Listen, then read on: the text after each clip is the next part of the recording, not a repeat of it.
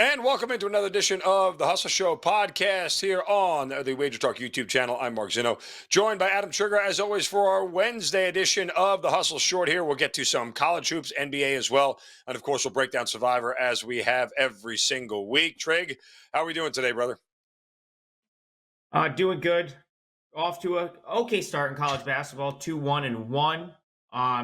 5%er didn't hit last night, but it's my only loss of the season so far. Probably deserved to be 3-1 if I got a better number on Lehigh. So a good start, and hope to give out a winner on the show today.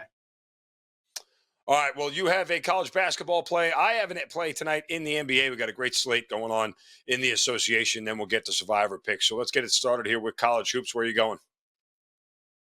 Yeah, so I like the Canisius Golden Griffs tonight. If you've watched my previews, if you've watched my spots on Wager Talk today leading up to the college basketball season, it's a play I've really already talked about because I've talked about how high I am on Canisius in regards to them being sort of a dark horse contender in their conference, the MAC. And I actually think you're quite undervalued here against the number. I made this a client play. I gave this out at plus 14. It looks like Canisius has taken a little bit of money since then, down to 13 and a half, maybe 13 some places. But I still like it at that number, Mark. I think, just going to go back to Syracuse. So we've seen Syracuse already this year. They played on Monday. They played against New Hampshire. It was kind of what I expected, in terms of Syracuse's opener. I knew that they would go a little bit of man-to-man. They actually played about 60% man, 40% zone. New Syracuse head coach Adrian Autry has said man was going to be a big sort of, component of his sort of new regime. And we saw that. My concern for Syracuse was sort of on display in that game. 5 for 21 from three. Joe Girard transferred to Clemson, and in comes J.J. Starling. It makes them more athletic, and they're going to get up and down some more. But they might have sacrificed some shooting, and we saw it on Monday night, 5 for 21.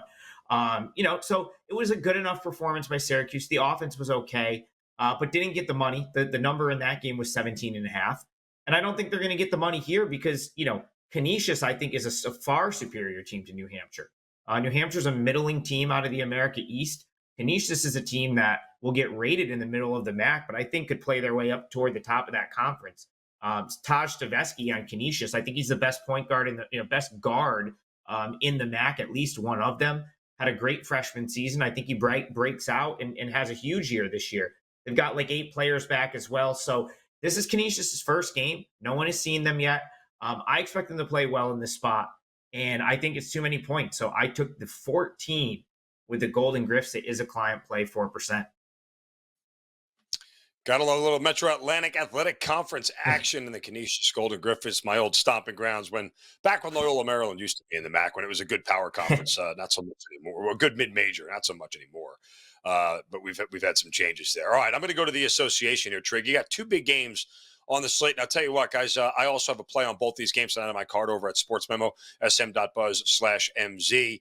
But one of them I'll talk about, the Golden State Denver Nuggets tonight out west. But the early game is Boston and Philadelphia. Both of these teams come into this contest with 5-1 records, and both of them are playing some really good basketball to start the season off. Boston just had their 5-game win streak snap with their last game out in a loss to Minnesota. 76ers, after losing their opener to Milwaukee, have won 5 straight. But you look at these teams objectively at this point, both of them are in top 5 in scoring. Boston puts up 123.5 points per game. Philadelphia comes in at 121.5 points per game. Joel Embiid scoring 32.5. Jason Tatum scoring 30.5. 76ers are 3rd in field goal percentage, while the Celtics are 7th. Both teams are hitting better than 37% of their threes, with Philadelphia being in the top 5 in three-point shooting percentage. I give Philadelphia a little bit of an edge in three-point shooting, but you give Boston and the edge in rebounding. I know when we think of these two teams in the NBA, we think of defensive, physical slugfests, but it's hard to deny their offensive output at this point in the season. And I think that perception of these defensive physical outputs sort of gives us a little bit of a lower total in this game between these two teams, as both of them are averaging well into the 120s. Now, you could sit here and argue across the board that they haven't really played anybody. So the Celtics have played some bad defenses in Washington and Indiana. And guess what? 76ers also played Washington and Toronto. So, these aren't like elite level defenses, but scoring up across the board here in the early part of the season in the NBA. It's something worth noting. You're seeing some monster numbers being put up there at this point in the year. And typically earlier in the season, Trig, you see a lot of teams not scoring because starters aren't playing their full complement of minutes yet. And teams are just kind of getting used to the start of the regular season. Both of these teams are fresh. Nobody played last night in the NBA, so they both have a night off. Celtics, in the middle of a 3-game road trip here. 76ers finishing up a 5-game homestand here. So Boston had to do a little bit of travel, but nonetheless, I think both of these teams are fresh here tonight. I think this thing goes over the 227. It's a free play posted up on my page. Again, I have 3 other plays in the association tonight over at Sports Memo, but I think we get a lot of scoring tonight between Boston and Philadelphia. I'm ready to talk some Survivor, Mark. It is we're getting down to, so if you're in the Circa contest, this is the halfway point. I was talking to someone that was in over the weekend, and it feels like it's been going on for a long time, and there's only 1,100 people left. And then you look at it and say, but we're not even halfway there yet. You need to win this week just to be 50% of the way there. So it feels like, we've made it far, but there's still a long way to go. And I'll harp on it. I think now is when you really need to start playing the long game. Now you're in it to win it, and you have to start to look at, map it out. Like you got to prepare for week 16 the same way you're preparing for week 10 at this point. Yeah, and it is a very, very, very tough schedule when you look at the games this week. Even some of the best teams are playing close games. I mean, San Fran and Jacksonville. You have Baltimore and Cleveland, 2 teams that are pretty evenly matched. If you want to take the upstart Texans, they have the Bengals this week. The Lions and Chargers face off against each other. And even Seattle and Washington. It's kind of, a tough spot for both of those teams. And, we talked a lot about Buffalo. They're not as sharp as we thought they would be, even though they probably have the easiest game on the schedule here, Trig. So I don't know where you really go. Even Thursday night with Chicago and Carolina, it's like, is this the spot where you want to play on the Bears at home against the Carolina Panthers? So, Mark, the no-brainer pick of the week is the Cowboys, right? Like that's going to be, that would be like, if just take everything else out of it, the no-brainer pick is going to be the Cowboys. They're upwards of, I think it's like 16.5 point favorite against the Giants right now. Yeah. Now, I used them already. That's the problem. People have either already used them, or they've already used the Lions. And they've already used the Lions and the Dolphins. And since we talk, we understand that there's other Survivor contests out there. We try to cater to the Circa contest, the biggest contest, the one that most people are still in or model their contest after. That's like the biggest thing. Can you use the Cowboys? And because that pretty much at this point is going to put most people on the Lions on Thanksgiving, right? Like a lot of people have used the Dolphins. So if you don't have the Dolphins left, you're probably, I think most people are in the same boat. Lions, Cowboys. And so that's going to be like the challenge. Do I use Cowboys and take what looks to be a layup win, 16-point favorite, and now I'm stuck. I have to be on the Lions.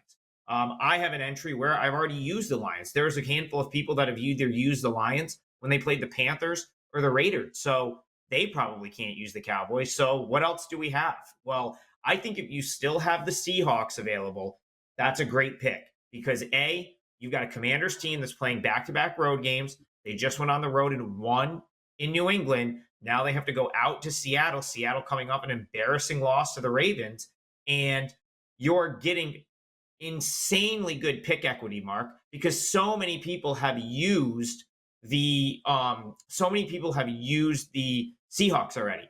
So that's another thing you have to look for. So Seahawks would be the pick for me. If you're not in position to use the Cowboys, I'd look to the Seahawks first.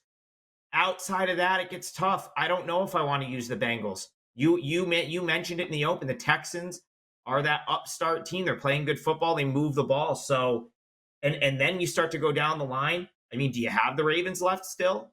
I mean, do you want to, go up against the Browns? Like, it gets tougher after that. So hopefully you're in position to either use the Cowboys or the Seahawks. Because if you're not, it gets pretty challenging. Yeah, well, in the Survivor pool I'm in, again, full disclosure, it's not the Circle one, but I have used already Seattle, Dallas, and Miami. So I've been saving the Lions for Thanksgiving across the board here. I do have the Ravens available, and I do have the Bengals available, and those are probably one of the two places that I'll look to go. As far as my comfortability level, but part of me feels like taking, and I say my stomach turns when I say this, but taking a flyer on the Bears on Thursday night, just based off the fact that Thursday night road teams typically um, don't perform well as you go later in the season. It's much, much tougher to win on the road on Thursday night later on in the year. And the other Yeah, place I would really look, honestly, is Pittsburgh, just because Green Bay is bad. I mean, I know Pittsburgh is an abomination and they're incredibly hard to watch. It is an eyesore, but they're at home where they're much better. Jordan Love is not very good, and Pittsburgh's defense has proven, even though statistically they're not very good, they can get to the quarterback, they can get after the quarterback, create turnovers, and that may be enough to win the game. yeah, and this is where you have to start thinking about the long game, right? Like you have to expect that you're still going to be in it on Thanksgiving, or you're still going to be. So even though the Cowboys are sitting out there -17, they just became more appealing for the Thanksgiving week, in my opinion, because I think a lot of people are just going to throw their hands up this week and say, all right, well, I can't pass up a 17-point home favorite. Got to use the Cowboys. Well, what does that mean? That means the pick equity on the Cowboys for Thanksgiving just got a lot better. So maybe maybe you do go down the line and try to find one of these short favorites. You mentioned the Bears. I would be shocked if there's ever another time to use the Bears. So I don't. It's hard to knock the strategy. I don't really agree with that side. I think I prefer the Panthers from a betting perspective, getting the key number of 3.5. But I wouldn't be able to disagree with the strategy of, especially if you have multiple entries. Let me see if I can get through with one with the Bears, because it would boost your equity in that entry big time if you can. So it's definitely not a bad thought on your part. Yeah, I mean it's not an easy week. I know, Trig, that we've done pretty well in finding success with some sort of off the wall picks, or as we say, zig when everybody else zags kind of deal. And this week, when we've done so much zigging and zagging already, we got to a spot, and this inevitably happens every year. You're going to get to that one week where nothing really looks overwhelmingly favorable, and if it is like Dallas is, you've already used them earlier in the year. So yeah, I'm not in a comfortable spot here. Although I do have Cincinnati available and I do have the Ravens available, both home teams. And you probably don't want to take a division game, right? So you're more apt to probably lean on Cincinnati. Yeah, I mean, listen, like I mean, that's the point of this. Like we've been trying to point out the obvious, but then the sort of like off the beaten path pick, because if you've taken some of those, then you should be left with some good options here, some better options. And that's why I was saying, like, if you go off the path, that's sort of the point we're making here. It's like, if you're still in it and you've done that, then maybe you have a Seahawks left, or you have a Ravens left, where, at this point, I'm not really concerned with it being a divisional game. Like, if I can get a touchdown favorite at home in a spot where not many other people are on it, and I like the side like I do with the Seahawks this week, then it's kind of a no brainer to use it at that point. But I also, again, I can't fault you based on your entry for taking the Cowboys if you say, all right, you know what? Give me the layup, give me the 17-point favorite, because I know I love the Lions on Thanksgiving, or because I haven't used the Dolphins yet and I know I'm going to use them on the Thanksgiving game, or the 49ers. They play Thanksgiving night.